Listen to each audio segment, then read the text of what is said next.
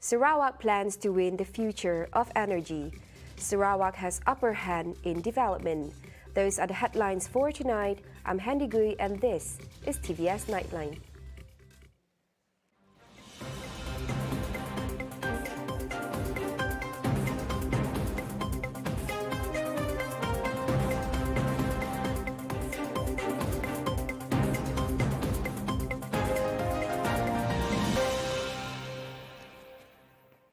Now, the Premier of Sarawak, Datuk Patinggi Tan Sri Abang Johari Tun Openg, was in the capital, Kuala Lumpur, for a working visit to Petronas Research Sdn Bhd.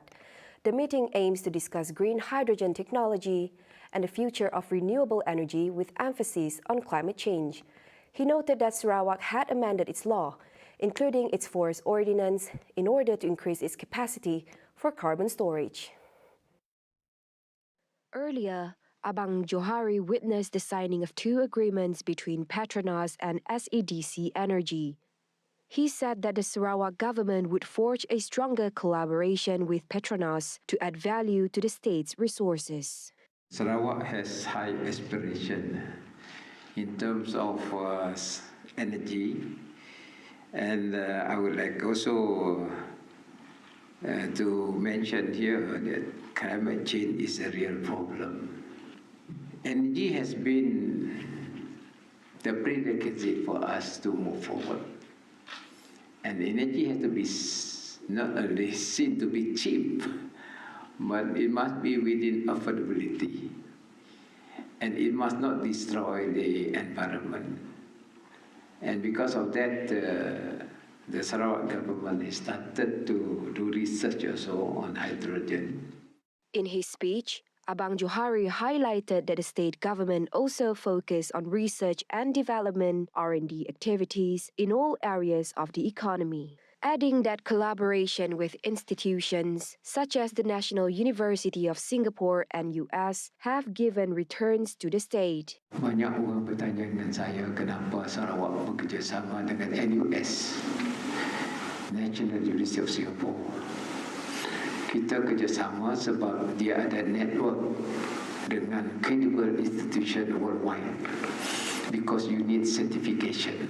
We hope that our products are certified worldwide and accepted by international market.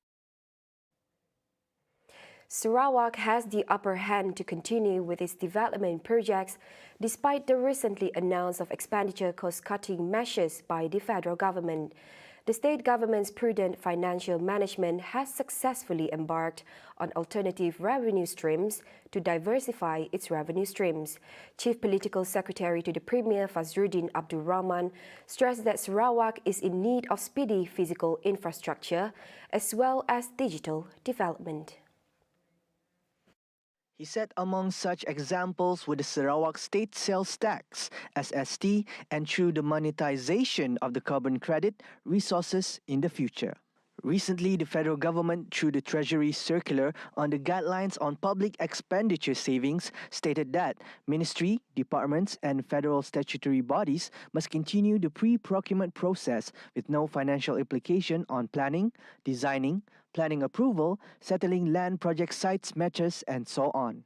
In the circular, Treasury Secretary General Datuk Seri Asri Hamidun said in line with the government's intention to optimize spending for all projects under implementation, the ministry, department or agency must closely monitor the progress of the project so that it is completed within the stipulated period. On Tuesday, Abang Johari said the Sarawak government would continue with the development projects it has planned for the benefit of the economy and the people of the state, despite federal government embarking on austerity measures. Deputy Premier Dr. Amar Douglas Uga Mbas has lashed out at contractors using substandard construction materials and said there will be no compromise on those scrimping on the materials in their awarded projects. Uga, who is the Minister of Infrastructure and Ports Development, said by doing so they were going against the specifications of their contracts. The government would have no choice but to take drastic actions, such as cancelling the contract awarded and suspending the contractor's license, as there were still many delayed and sick projects in the state. Presently, He said there are 4 sick projects and 1 delayed project in Sarawak. Taking to task the errant contractors, UGA said when a technical malfunction occurred later in their projects, the government would be blamed for this. The repairs, he added, would incur extra expenses. The Bukit Saban assemblyman also reiterated his warning to contractors who failed to deliver on time. Nonetheless, UGA is happy that the 108.1 million ringgit Babuling Airport project is on schedule. Presently, he said there are 4 sick projects and 1 delayed project in Sarawak. Taking to task the errant contractors, UGA said when a technical malfunction occurred later in their projects, the government would be blamed for this. The repairs, he added, would incur extra expenses. The Bukit Saban assemblyman also reiterated his warning to contractors who failed to deliver on time. Nonetheless, UGA is happy that the 108.1 million ringgit Babuling Airport project is on schedule.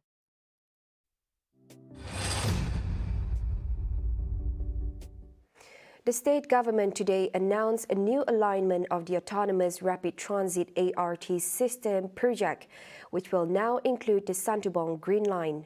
The new alignment looks at the future development plans for the Santubong Peninsula and the great potential for growth for the area with tourism as the main catalyst.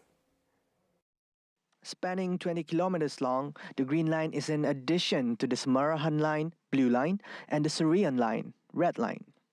The matter was announced by the Premier Datuk Patinggi Tan Sri Abang Johari Tun Openg on Sunday during Sarawak Metro's handing over ceremony of the letter of award for the Kuching Urban Transportation System Projects Package 1 contract to EPR Mobilis GRJV Sundian Berhad.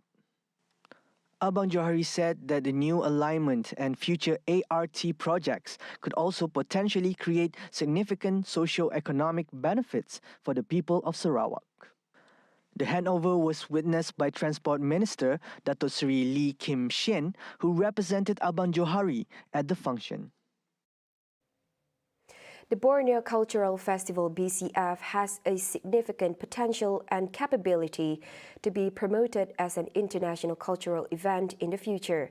Deputy Premier of Sarawak, Dato Sri Dr. Sim Kui Hian, believes this can be achieved through collaboration between the State's Ministry of Tourism, Creative Industry and Performing Arts MTCP and the Federal's Ministry of Tourism, Arts and Culture, or MOTAC.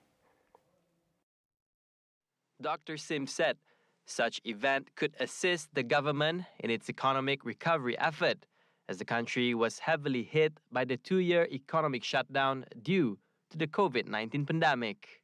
He added that BCF also has the potential to cultivate respect and harmony among various ethnicity, as Sarawak is well known for its diversity.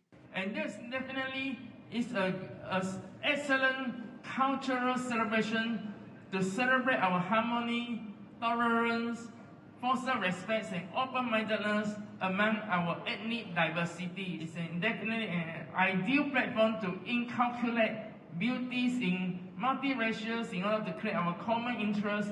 Ultimate goal is to unite people from different communities. Sim also pointed out that BCF should be highlighted as a major event in the Cebu tourism calendar. Promoting such tourism activities must be prioritized, as the tourism industry has been a major contributor to the economy, creating various job opportunities. Malaysia plays a vital role as United Kingdom's strategic partner in technological endeavours.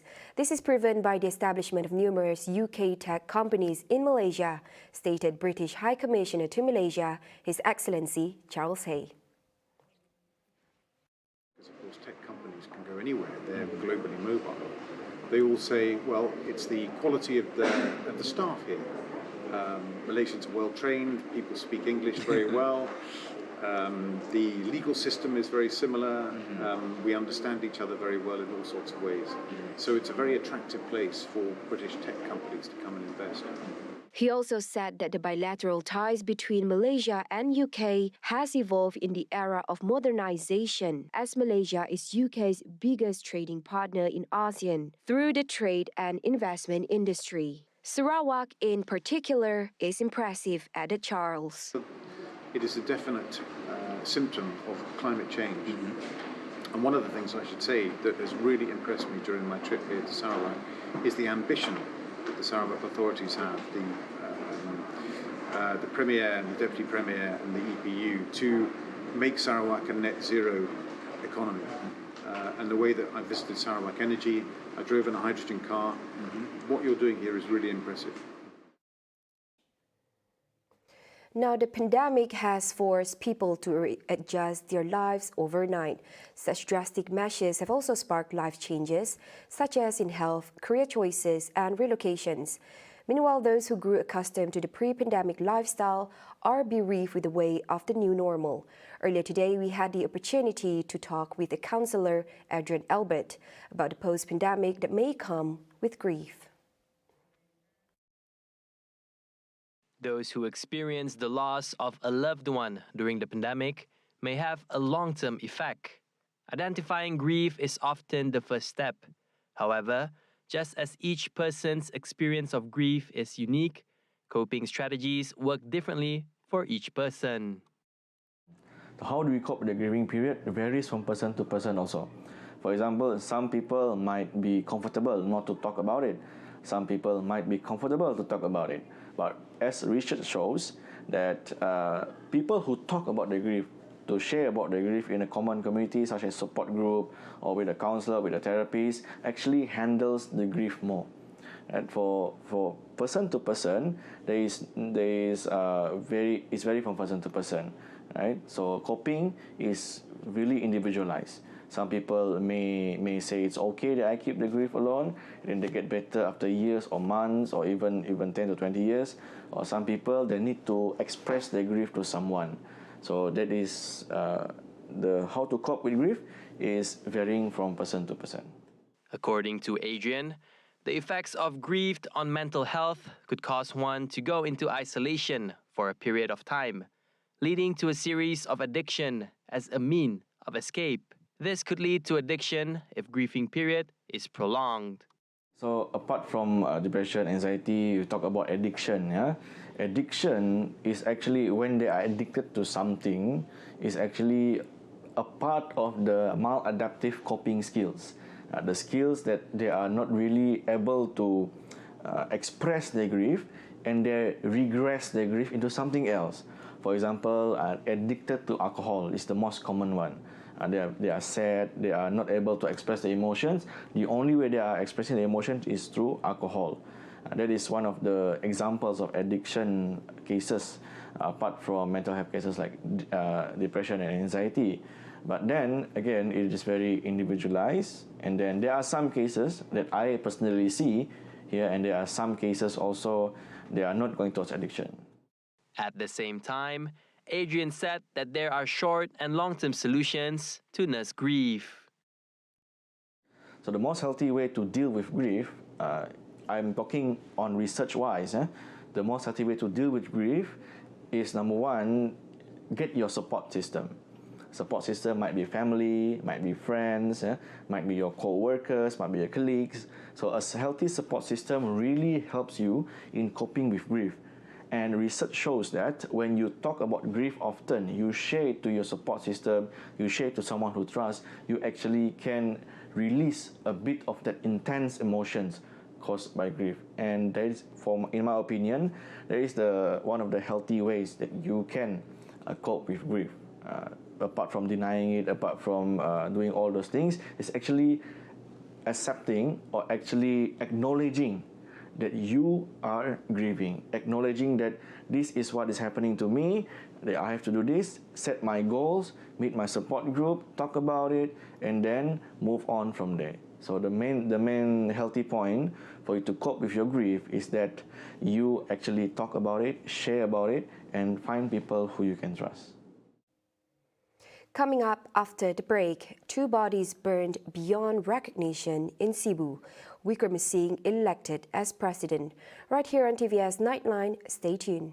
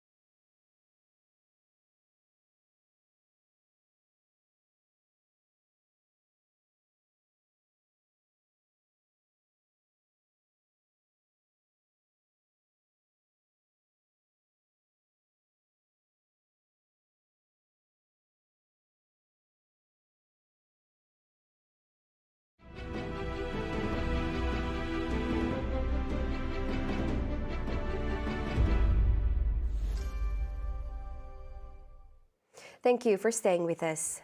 Now, 2 individuals were killed when the van they were in skidded and crashed into a tree before bursting into flames at Jalan Kong Yit Kim in Cebu.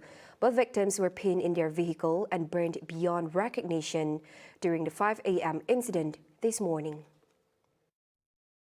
Assistant Commissioner ACP Zulkifli Suhaili of the Cebu District Police said both identities of the victims is yet unknown. A team of Cebu's firefighters arrived on the scene after receiving a distress call at 5:10 a.m. and then extinguished the flaming van completely by 6:05 a.m. Jagan Muling, chief of the Cebu Firefighters and Rescue, said the 2 charred bodies were recovered and were then handed over to the police for further action.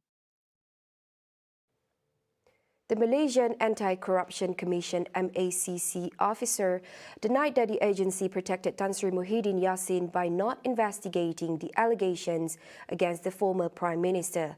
The officer said that he was only assigned to investigate Said Sadiq's alleged withdrawal of 1 million ringgit from the Angkatan Bersatu Anak Muda or Armada. Muhammad Shamizi Sulong, 37, said during the cross-examination by lawyer Gobind Singh Dio that he was not sure about the withdrawal of large sums of money by the former Prime Minister who was then the President of Bersatu. Gobind continues to press towards the officer by saying that he was practicing a double standard by not investigating Tan Sri Muhydin. The MACC senior superintendent also denies that the MACC was used as a tool to protect other parties and that no other investigation were carried out in order to protect the former Prime Minister. The lawyer raised his voice to question Shahmizi when the latter said the money used by the Tan Sri was for the party and not for personal use, to which he replied that it was only based on his opinion. Now, the Malaysian Football League, or MFL, seems ready to restructure the Malaysian League, M-League, in the 2023 season. As part of the restructuring, the M-League administrators will also introduce a reserve league for under-23 squads from all the 18 Super League teams that are competing.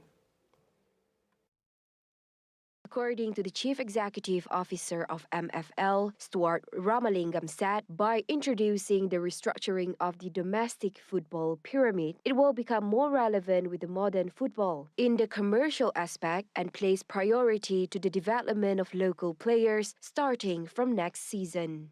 He said that this change also involves 6 main aspects, where one of it is to absorb Premier League in the near future before relaunching it as the semi-pro league, thereby introducing the reserve league to enhance the domestic league structure, as the league will be longer and teams could help their players to get more minutes. It is also an economical move as they can utilize all of their players, in line with the AFC movement. The implementation of it also witnessed every team in action within 34 matches for the Super League on season 2023, compared as before, only 22 matches excluding the FA and Malaysia Cup.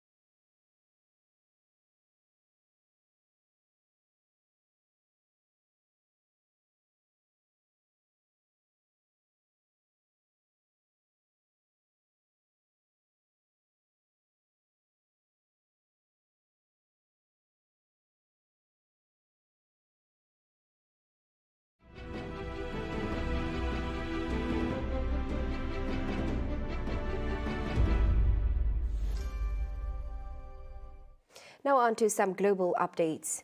Ranil Wickremesinghe secured 134 votes from the 225 parliamentary to helm the highest position in Sri Lanka, replacing ex-president Rajapaksa Gotabaya, who fled the country last week. There were mixed reactions from the ground, with one side hoping that the new leader would pull the island out of a crippling economic and political crisis, while others are in the opinion that the appointment could lead to more demonstrations. ගරු පාර්ලිමේන්තු මන්ත්‍රී රනිල් වික්‍රමසිංහ මැතිතුමා පාර්ලිමේන්තුව විසින් ඒකාන්තර බහුතර ඡන්දයෙන් ශ්‍රී ලංකා ප්‍රජාතාන්ත්‍රික සමාජවාදී ජනරජයේ 8වැනි විධායක ජනාධිපතිවරයා වශයෙන් යථා පරිදි තෝරාපත් කර ගන්නා ලද බව 1981 අංක දෙක දරන ජනාධිපතිවරයා තෝරාපත් කර ගැනීමේ විශේෂ විධිවිධාන පනතේ විධිවිධාන ප්‍රකාරව ප්‍රකාශ කොට සිටිමි. While the appointment of Ala Peruma is more acceptable, he did not have any top-level experience in administering the country yet, as said by lawmaker in a country desperately in need of a bailout from the International Monetary Fund. Meanwhile, a third candidate, Anura Kimara, only managed to get 3 votes. මේ රට අද තියෙන්නේ ඔබතුමාට කියන්න උවමනා නැහැ කොච්චර අමාරු තත්වයකද කියලා. ආර්ථික වශයෙන් රටේ තරුණ තරුණියන් ක්‍රමයේ වෙනසක් ඉල්ලනවා. අපිට විදේශ වශයෙන් අද ලෝකේ ප්‍රශ්න ගණනාවක් තියෙනට පැටලෙන්නේ නැතුව අපි යන්න තියෙන්නේ. ඉදිරියට යන්න අපි අලුත් වැඩසටහනක් ඇති කරන්න තියෙනවා. ජනතාව අපෙන් ඉල්ලන්නේ පරණ දේශපාලනය නෙමෙයි. මේ පාර්ලිමේන්තුව එකට එකතු වෙලා ඒ වැඩ කටයුතු කරන එකයි. Meanwhile, about 100 people protested outside the presidential secretariat, the office of the president of Sri Lanka. With Ranil Wickremesinghe winning the vote, many of the hundreds of thousands on the streets who forced the ouster of previous president Gotabaya Rajapaksa had wanted Wickremesinghe gone too, labeling him an ally of the Rajapaksa family. The whole nation, the whole country was suffering like hell because of the corrupted leaders, the way they're ruling the country, the way they did all their corruptions as they wish, and they have stolen all the money which belongs to our country, and because of that the people were suffering on the queues, the people were dying on the queues, and because of this struggle so many people were dying. So we really respect them. The whole nation has to respect them. Today, while the parliamentary election happening for the president, we are here as a protesters, silently using our all good and positive vibes so that the right thing for the people will happen. Protesters occupied the presidential secretariat earlier this month, along with the official president's residence, forcing the then incumbent Gotabaya Rajapaksa to flee the country. Protesters recently stormed Wickramasinghe's private house and office demanding his ouster. London's firefighting authority declared a major incident in the British capital on Tuesday, July 19th, in response to the surge in fires amid a record-breaking heatwave in Britain and Europe. Dozens of fire tenders were deployed to several bases in and around the city. Britain recorded its highest ever temperature, breaking 40 degrees Celsius for the first time, as a heat wave gripping Europe intensified, scorching fields and damaging airport runways and train tracks. London Fire Brigade Assistant Commissioner Jonathan Smith said the past 48 hours had taken their toll on the service, with multiple fires breaking out across the capital. The London Fire Brigade declared a major incident earlier this afternoon due to the pressure that the organisation was under as a result of a number of incidents that we've been dealing with throughout the day. The vast majority of which are, of course, linked to the unprecedented weather that we've been currently experiencing over the last 2 days in particular. So we've had a couple of particularly difficult and challenging incidents, one in Wennington and one in Upminster, which has required significant resources from the LFB. We are bringing these incidents under control today, but the service has been placed under significant pressure, and we ask for the public's help over the next 12 to 24 hours in particular, just to be sensible in the way that they behave. Meanwhile, London Mayor Sadiq Khan voiced concern over the long delays it took fire brigades to respond to some calls due to high demand. We are incredibly worried that the fire brigade's response isn't what it should be, what it wants to be. On a normal day, the London Fire Brigade expects the first fire engine to reach a fire within 6 minutes. On average now, it's taken more than 20 minutes for a first fire engine to reach a fire. That shows the pressure the fire brigade is under. Some of the fires today have required more than 30 fire engines. Some have required 20 fire engines. Some have required 15 fire engines. It's simply not possible for the London Fire Brigade to respond to all of these fires if they continue at this pace. This consequence of climate change, this excessive heat approaching 40 degrees and exceeding it, these sort of fires we're seeing today could become the norm rather than the exception. Meanwhile, a resident of a Greater London village overrun with fire said on Tuesday, July 19, that he was amazed at how quickly the flames spread. So what happened was, it's probably just gone 12 and I could smell a bit of smoke, and I thought, oh, someone's having a barbecue, which was a bit ambitious in this heat. But I looked out the window, and just a couple of doors up, I could see a small bit of smoke coming out the back of their garden. And then suddenly it just ignited. It was just unbelievable how it exploded. So I quickly ran through the front of the house to see what was going on, and I ran into my next door neighbour Steve, who used to be a fireman. And then we looked at it, and even by the time 30 seconds later we ran up to the house, the garage had already gone up. Their car was on fire, and the fire was spreading down the fence. Yeah, it was just amazing how quickly it spread. Then it went from the first house, and then within a couple of minutes, it had jumped to the second house, and then it started burning through the back gardens.